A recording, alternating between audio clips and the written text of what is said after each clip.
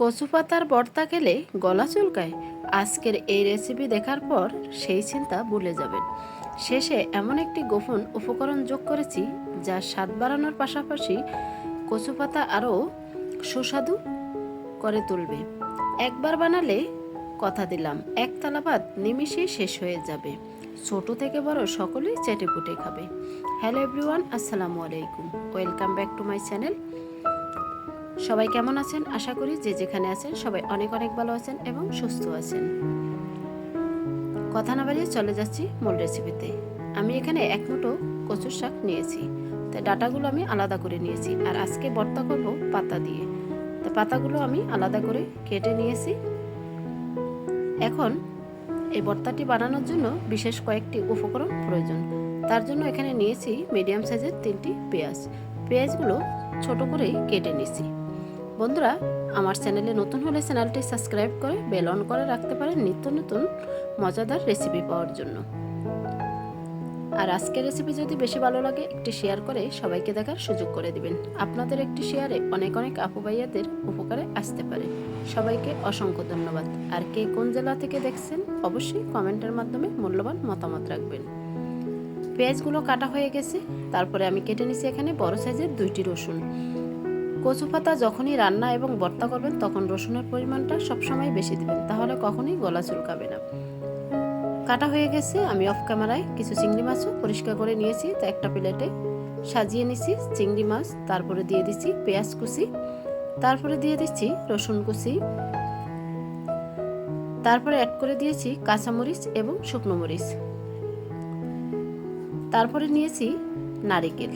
নারিকেল দিয়ে যদি কখনো কচু পাতার ভর্তা খেয়ে না থাকেন তাহলে এই রেসিপি দেখার পর ট্রাই করতে পারেন। আশা করি খুবই ভালো লাগবে। চলে আসছি কিচেনে। প্যান বসিয়ে দিয়ে দিচ্ছি পরিমাণ মতো সরিষা তেল। তারপর শুকনো মরিচ এবং কাঁচামরিচগুলো একদম লাল করে ভেজে নেব। এই ভর্তার স্বাদ বাড়ানোর জন্য ভর্তার শেষে 2টি জিনিস অ্যাড করেছি, তাই ভিডিওটি দেখতে হলে শেষ পর্যন্ত অবশ্যই দেখতে হবে। এই 2টি জিনিস অবশ্যই মেশাতে হবে, তাহলে আপনার ভর্তার স্বাদকে বহুগুণে বাড়িয়ে দিবে আর কখনো গলাও চুলকাবে না। এখন মরিচগুলো ভাজা হয়ে গেছে। এখন আমি ভেজে নিব চিংড়ি মাছ। চিংড়ি মাছগুলো একদম ব্রাউন কালার করে মুসমুসে করে ভেজে নিতে হবে, তাহলে ভর্তা থেকে একটি চিংড়ি মাছের ফ্লেভার খুব সুন্দর আসবে। তাই চিংড়ি মাছগুলো একটু সময় ধরে আমি ভেজে নিচ্ছি। ভিডিওটি শেষ পর্যন্ত দেখার অনুরোধ রইল। আশা করি সাধারণ কচুর শাক দিয়ে যে অসাধারণ ভর্তা এত মজার হতে পারে আপনি না দেখলে বিশ্বাসই করতে পারবেন না। আমরা যারা ভর্তার পছন্দ করি তাদের জন্য একদম পারফেক্ট একটি ভর্তা রেসিপি। তাই চিংড়ি মাছ ভেজে তুলে নিচ্ছি। তারপরে আমি এই প্যানে দিয়ে দিচ্ছি কচুর শাকগুলো, তারপরে অ্যাড করে দিচ্ছি রসুন কুচি, তারপরে অ্যাড করে দিচ্ছি পেঁয়াজ কুচি। রসুন, পেঁয়াজ, কচুর শাক এখন একসাথে ভেজে নিব। এখন আমি দিয়ে দিচ্ছি স্বাদ মতো লবণ। লবণটা দিয়ে নেড়ে ছেড়ে নিচ্ছি।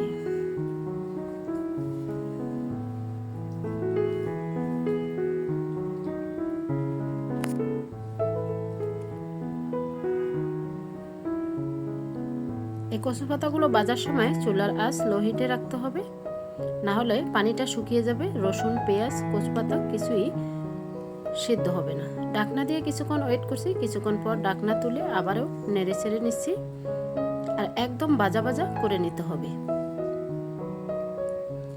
এখন কিছুক্ষণ নেড়ে ছেড়ে তারপর আমি অ্যাড করে দিব সামান্য পরিমাণ সরিষার তেল, কারণ তেলের ভিতরেই একদম লাল লাল করে ভেজে নেব।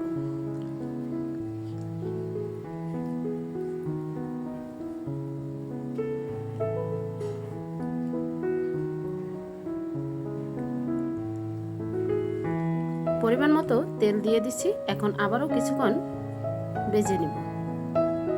এখানে দেখতেই পাচ্ছেন রসুনগুলো একদমই কাঁচা রয়ে গেছে, তাই তেলটা দিয়ে আমি বেশ কিছুক্ষণ ধরে নেড়ে ছেড়ে একদম ব্রাউন কালার করেই ভেজে নিব।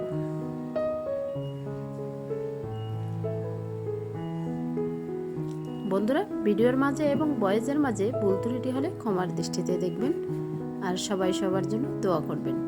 এখন আবারও ঢাকনা দিয়ে বেশ কিছুক্ষণ রেখে দিব। কিছুক্ষণ পর চলে আসছি। দেখতেই পাচ্ছেন কালারটা মাশাআল্লাহ খুব সুন্দর চলে আসছে। এখন চুলার আঁচ বাড়িয়ে 2 থেকে 3 মিনিট ভালো করে ভেজে তারপর নামিয়ে নিব।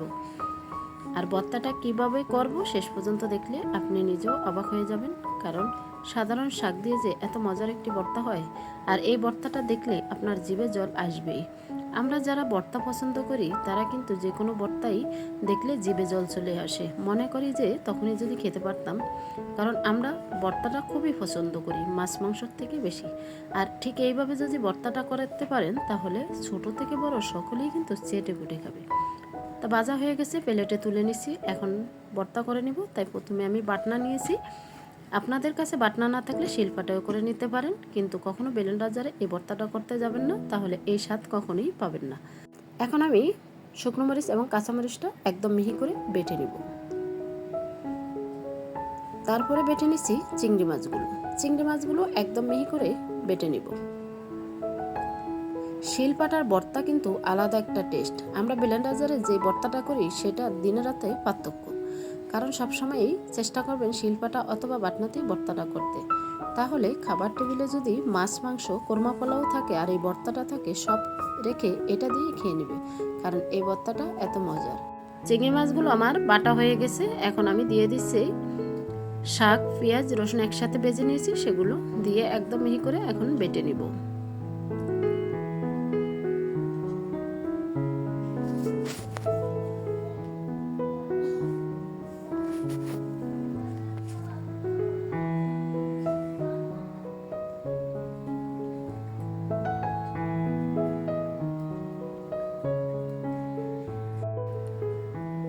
একদম মিহি করে আমার বাটা হয়ে গেছে।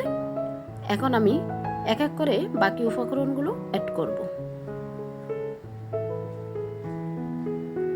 এখন হাত দিয়ে সবগুলো মিক্স করে এক পাশ করে নিচ্ছি।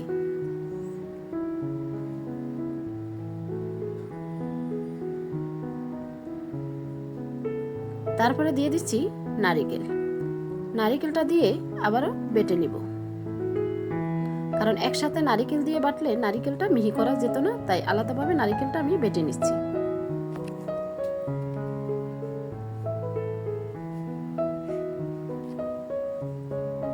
এখন নারিকেলের সাথে ভর্তাটা হাত দিয়ে ভালো করে মিক্স করে নিব।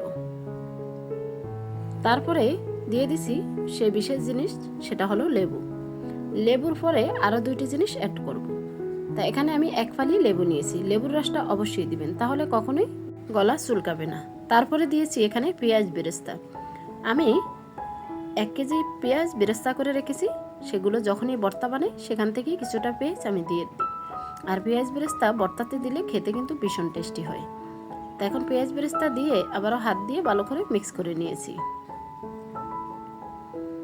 দেখতে পাচ্ছেন কত লোভনীয় হয়েছে, মজাদার এই ভর্তা।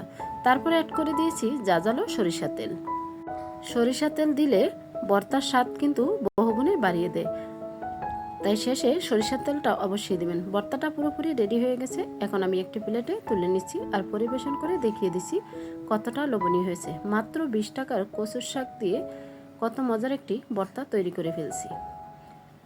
আর ভর্তা দেখেই জিভে জল আসবেই, কারণ এতটা লোভনীয় হয়েছে। এখন আমি উপরে কিছু পেঁয়াজ বেরেস্তা দিয়ে আর একটু আকর্ষণীয় করে পরিবেশন করে নিছি। তা আজকের মতো এখানেই বিদায় নিছি। আবারও দেখা হবে আপনাদের সাথে নেক্সট কোনো রেসিপির সাথে। ততক্ষণে আপনারা সবাই অনেক অনেক ভালো থাকবেন এবং সুস্থ থাকবেন। নিজের খেয়াল রাখবেন, পরিবারের খেয়াল রাখবেন। সবাই সবার জন্য দোয়া করবেন। আসসালামু আলাইকুম, আল্লাহ হাফেজ।